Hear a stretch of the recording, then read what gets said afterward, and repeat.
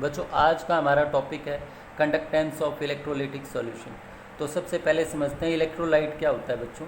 ऐसे सब्सटेंस जो सिर्फ अपनी एक्वस या मोल्टन स्टेट से ही इलेक्ट्रिक करंट के फ्लो को अलाउ करते हैं, ऐसे सब्सटेंस को हम बोलते हैं इलेक्ट्रोलाइट। और इनके बारे में खास क्या होता है बच्चों, ये डिसोसिएट करते हैं आयंस में, या तो इनकम्प्लीटली या completely in their aqueous solution और मोल्टन स्टेट।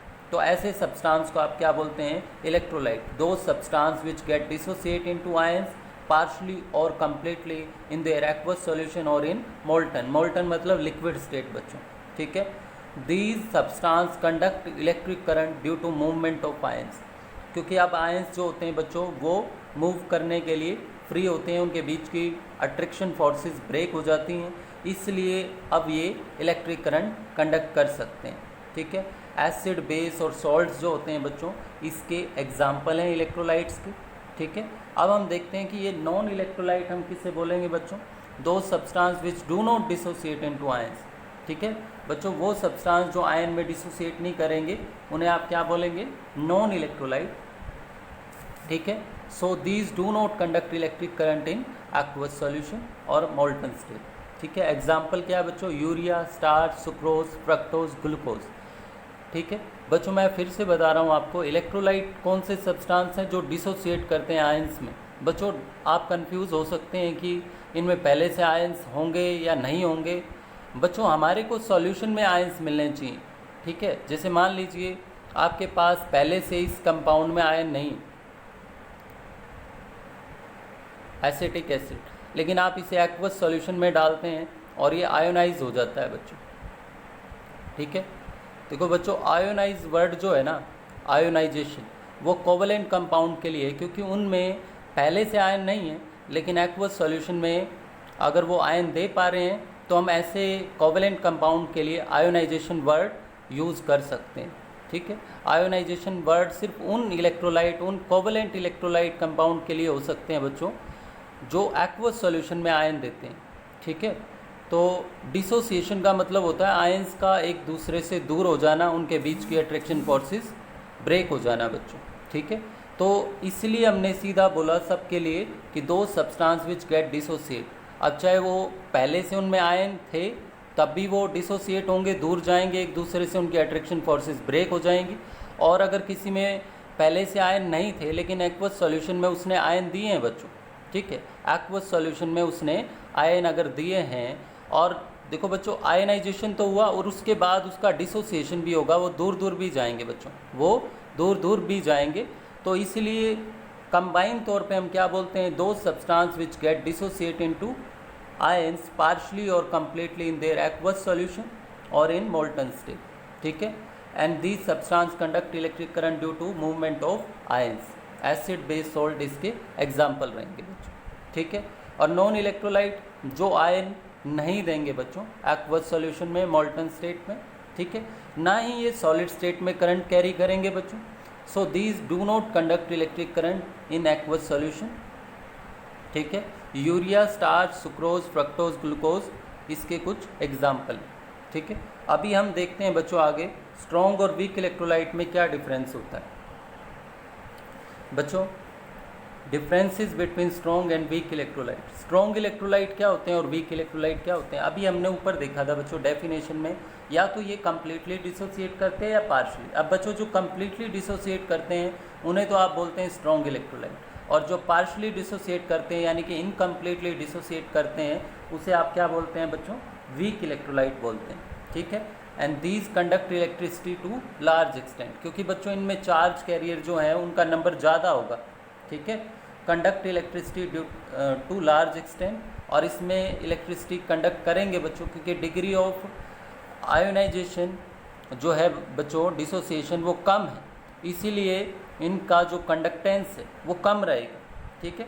और देखो बच्चों इसमें एग्जांपल आएंगे जैसे mineral acid, HCl, H2SO4, HNO3, या फिर basis, calcium hydroxide, barium hydroxide, या जैसे ग्रुप 1 के जो बेस हैं बच्चों, लिथियम हाइड्रोक्साइड, सोडियम हाइड्रोक्साइड, वो सारे स्ट्रॉन्ग बेसिस होते हैं, ठीक है, वो स्ट्रॉन्ग इलेक्ट्रोलाइट का एग्जांपल है। और जितने भी सॉल्ट होते हैं बच्चों वो स्ट्रॉन्ग इलेक्ट्रोलाइट में आते हैं, sodium chloride, sodium sulphate, copper sulphate, ठीक है बच्चों। तो आपको पता होना चाहिए स्ट्रॉन्ग इलेक्ट्रोलाइट हम किसे बोलते हैं, जो कंप्लीटली डिसोसिएट करते हैं, जो इलेक्ट्रिसिटी लार्ज एक्सटेंट में कंडक्ट करते हैं बच्चों। और मिनरल एसिड्स इसके एग्जाम्पल हो सकते हैं, सॉल्ट्स सारे इसके एग्जाम्पल हैं बच्चों। और जो बेस हैं लाइक ग्रुप 1 के अल्कली मेटल के जो बेस हैं, या calcium hydroxide, strontium hydroxide, barium hydroxide, वो इसी कैटेगरी में आएंगे बच्चों स्ट्रॉन्ग इलेक्ट्रोलाइट में। अब वीक इलेक्ट्रोलाइट की बात करें बच्चों, विच डिसोसिएट इनकम्प्लीटली, जो पूरी तरह से डिसोसिएट नहीं होंगे बच्चों, और जो इलेक्ट्रिसिटी स्मॉल एक्सटेंट में ही कंडक्ट करेंगे।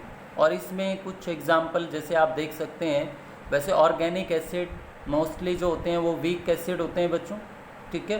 तो वीक इलेक्ट्रोलाइट का एग्जांपल जैसे एसिटिक एसिड और hydrogen fluoride, hydrogen cyanide, carbonic acid, ठीक है बच्चों। अमोनियम हाइड्रोक्साइड, ये वीक बेस है, ये वीक एसिड है बच्चों। ये ऑर्गेनिक नहीं है लेकिन ये वीक एसिडिक नेचर शो करते हैं बच्चों, ठीक है। ये HCN दोबारा लिखा गया इसमें, तो आपको ये ध्यान रखना है बच्चों, ठीक है। स्ट्रॉन्ग और वीक इलेक्ट्रोलाइट में क्या डिफरेंस होता है और इसके एग्जाम्पल भी, ठीक है। अब हम आगे अप्रोच करते हैं बच्चों कि ऐसे कौन कौन से फैक्टर हैं जिस पे इलेक्ट्रोलाइटिक कंडक्टेंस डिपेंड करती है, ठीक है बच्चों।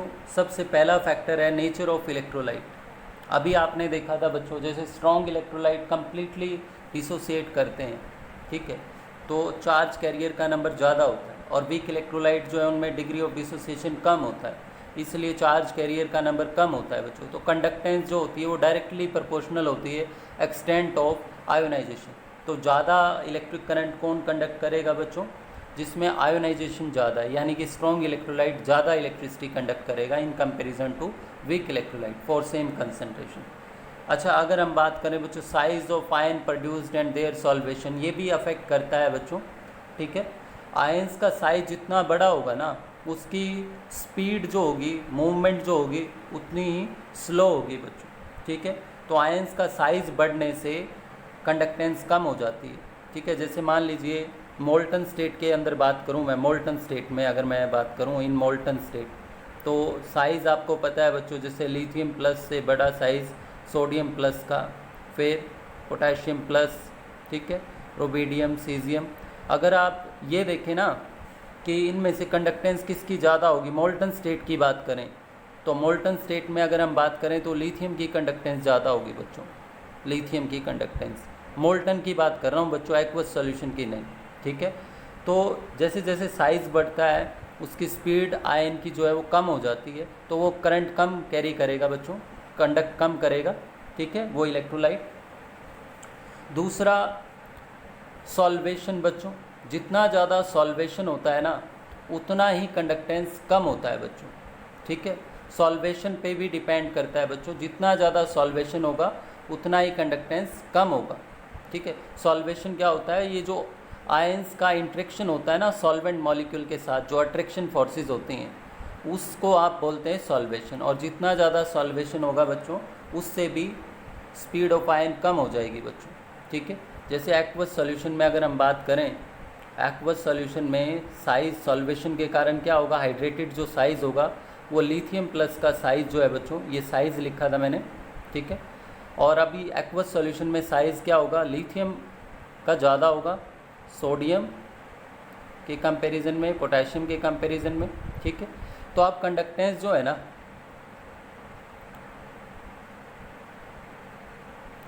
सीजियम, क्योंकि हाइड्रेटेड अगर साइज़ की बात की जाए बच्चों, हाइड्रेटेड रेडियस की बात की जाए तो सीजियम अब सबसे छोटा होगा। और एक्वस सॉल्यूशन में सीजियम की कंडक्टेंस इन पांचों के अंदर देखा जाए तो सबसे ज़्यादा होगी बच्चों, और सबसे कम लिथियम की, ठीक है। मोल्टन स्टेट में अपोजिट था बच्चों, ये साइज़ का ऑर्डर है, और अगर आप कंडक्टेंस का देखेंगे तो इसके अपोजिट होगा बच्चों, ठीक है।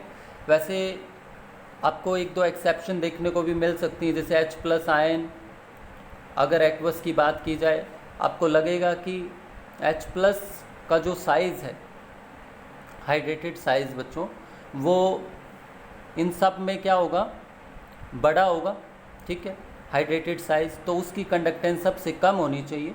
लेकिन H+ आयन की जो कंडक्टेंस है ना बच्चों, इन सब से ज़्यादा है। उसका रीज़न पता है क्या है बच्चों? एक ग्रोथस कंडक्टेंस होती है, ग्रोथस कंडक्टेंस। H+ आयन की कंडक्टेंस बहुत ज़्यादा है, क्योंकि H+ जो है एक वाटर मॉलिक्यूल से दूसरे वाटर मॉलिक्यूल पे जंप करता रहता है, और उस जंपिंग के कारण इसकी कंडक्टेंस कुछ ज़्यादा ही होती है, और उसे ग्रोथस कंडक्टेंस, क्योंकि जिस साइंटिस्ट ने इसको डिस्कवर किया था उसके बेस पे है बच्चों। ठीक है, तो एक्सेप्शन भी हैं एक दो। अब आगे बात करते हैं बच्चों कंसंट्रेशन ऑफ सॉल्यूशन। कंसंट्रेशन के इन्वर्सली प्रोपोर्शनल होती है बच्चों कंडक्टेंस। कंसंट्रेशन जितनी ज़्यादा होगी कंडक्टेंस उतनी कम होगी। उसका रीज़न क्या है बच्चों? देखो, कंसंट्रेशन अगर वीक इलेक्ट्रोलाइट की बढ़ती है ना, तो उसका डिग्री ऑफ आयनाइजेशन और कम हो जाता है बच्चों। ठीक है, और रही बात स्ट्रॉन्ग इलेक्ट्रोलाइट की, तो वहाँ अट्रैक्शन जो है पार्टिकल के बीच में बढ़ जाता है, और अट्रैक्शन बढ़ने से कंडक्टेंस कम हो जाती है बच्चों। ठीक है, तो कंसंट्रेशन चाहे वीक की बढ़े चाहे स्ट्रॉन्ग की बढ़े बच्चों, कंडक्टेंस कम होती है। टेम्परेचर, कंडक्टेंस डायरेक्टली प्रोपोर्शनल है बच्चों टेम्परेचर के। अगर टेम्परेचर बढ़ेगा तो कंडक्टेंस बढ़ेगी, क्योंकि काइनेटिक एनर्जी जो आयंस की बढ़ जाएगी बच्चों। ठीक है, स्पीड ऑफ आयन बढ़ जाएगी। उसके बाद nature of solvent and it's viscosity. बच्चों, जितना पोलर सॉल्वेंट होगा उतना ही ज़्यादा आयोनाइजेशन होगा इलेक्ट्रोलाइट का, डिसोसिएशन होगा, तो उस केस में कंडक्टेंस बढ़ेगी बच्चों। अगर पोलैरिटी बढ़ती है सॉल्वेंट की तो कंडक्टेंस बढ़ेगी। ठीक है, और विस्कोसिटी बच्चों, जितनी ज़्यादा विस्कोसिटी होगी, गाढ़ापन होगा सॉल्वेंट में, उतना ही आयंस का जो स्पीड है फ्लो वो कम होगा बच्चों। ठीक है, तो विस्कोसिटी बढ़ने से कंडक्टेंस कम होती है। ठीक है, जैसे मान लो एक तो सोडियम क्लोराइड की कंडक्टेंस आप वाटर में देख रहे हैं और दूसरा ग्लिसरीन में, तो वाटर में ही ज़्यादा होगी बच्चों, क्योंकि ग्लिसरीन में विस्कोसिटी ज़्यादा है वाटर के कंपैरिजन में। ठीक है, हम आगे बढ़ते हैं बच्चों। अब अगला टॉपिक देखेंगे कि क्या डिफरेंस होता है मेटेलिक कंडक्टर और इलेक्ट्रोलिटिक कंडक्टर में। बच्चों, मेटेलिक कंडक्टर वो कंडक्टर हैं, आप इन्हें इलेक्ट्रॉनिक कंडक्टर भी कह सकते हैं, जहां करंट का flow due two electron flow के कारण होता है बच्चों। इलेक्ट्रॉन के फ्लो के कारण जहां कंडक्टेंस फ्लो होती है उन कंडक्टर्स को आप मेटेलिक या इलेक्ट्रॉनिक कंडक्टर बोलते हैं बच्चों। और no chemical decomposition take place during flow of electricity. बच्चों, यहाँ कोई केमिकल डिकम्पोजिशन, ऑक्सीडेशन, रिडक्शन नहीं होगा, मैटर का फ्लो नहीं होगा। ठीक है, तो ये बात आपको ध्यान रखनी है। और यहाँ पर केमिकल डिकम्पोजिशन टेक प्लेस, यहाँ पर क्या होगा बच्चों?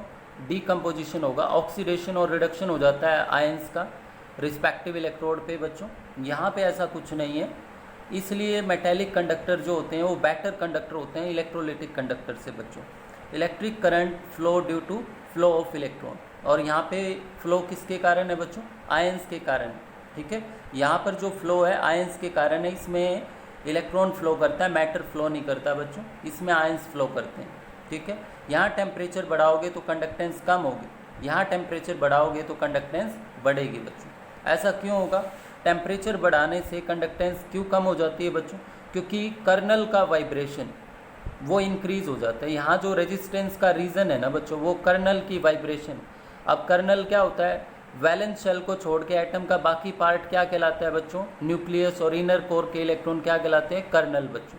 ठीक है, तो उसकी वाइब्रेशन अगर बढ़ेगी तो इलेक्ट्रॉनों की मूवमेंट में प्रॉब्लम आएगी बच्चों। तो टेम्परेचर बढ़ने से वाइब्रेशन ऑफ कर्नल बढ़ जाती है, इसलिए कंडक्टेंस कम हो जाती है। यहाँ पे टेम्परेचर बढ़ने से कंडक्टेंस बढ़ती है, क्योंकि इंटर आयनिक अट्रैक्शन जो है वो कम हो जाती है बच्चों। इंटर आयनिक अट्रैक्शन क्या हो जाती है? कम हो जाती है। टेम्परेचर बढ़ने से कंडक्टेंस बढ़ती है, क्योंकि इंटर आयनिक अट्रैक्शन क्या हो जाती है बच्चों? कम हो जाती है। ठीक है, अट्रैक्शन कम होगी तो स्पीड ऑफ आयन क्या होगी? ज़्यादा होगी बच्चों। ठीक है, उसके बाद रेजिस्टेंस यहाँ किस कारण से है बच्चों? Due to vibrating kernel. और यहाँ पर किस कारण से? Inter ionic attraction. जैसे मान लीजिए सोडियम आयन कैथोड पर मूव कर रहा है, क्लोराइड आयन एनोड पर मूव कर रहा है, तो सोडियम प्लस और क्लोराइड आयन के बीच की जो अट्रैक्शन है ना, वो उनको उनके रिस्पेक्टिव इलेक्ट्रोड पर जाने में प्रॉब्लम क्रिएट करेगी बच्चों। तो इंटर आयनिक अट्रैक्शन एक जो है हिंड्रेंस होती है, रेजिस्टेंस होती है। और विस्कोसिटी ऑफ सॉल्वेंट बच्चों, विस्कोसिटी जितनी ज़्यादा होती है सॉल्वेंट की, उतना ही स्पीड कम हो जाता है आयंस का। ठीक है, तो ये बात आपको ध्यान रखनी है कि क्या डिफरेंस होते हैं मेटेलिक कंडक्टर और इलेक्ट्रोलिटिक कंडक्टर में। ठीक है बच्चों, तो जो टॉपिक आज आपने पढ़े कि इलेक्ट्रोलाइट क्या है, नॉन इलेक्ट्रोलाइट क्या है, स्ट्रॉन्ग क्या है, वीक इलेक्ट्रोलाइट क्या है, और इलेक्ट्रोलिटिक कंडक्टेंस को कौन से फैक्टर अफेक्ट करते हैं, और इनमें क्या डिफरेंस है बच्चों इलेक्ट्रोलिटिक और मेटेलिक कंडक्टर में, ये आपको आने चाहिए।